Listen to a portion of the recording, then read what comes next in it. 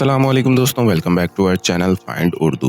Blaze blaze का मतलब है भड़काना या तेज रोशनी। ब्लेज वर्ड आग या रोशनी को डिस्क्राइब करने के लिए इस्तेमाल होता है। ये आग के तेजी से फैलने या चमकने को दर्शाता है। इसका इस्तेमाल इमोशनल कॉन्टेक्ट्स में भी किया जा सकता है, जैसे ब्लेज ऑफ एंगर, गुस्से की इजहार या गुस्से का इजहार। The sun blazed in the sky, सूरज आसमान में चमक रहा था। तो दोस्तों, ब्लेज का मतलब है तेजी से जलना या चमकना, चाहे वो आग हो या रोशनी। उम्मीद है अब आपको ब्लेज का मतलब समझ में आ गया होगा। मिलते हैं नेक्स्ट वीडियो में। शुक्रिया।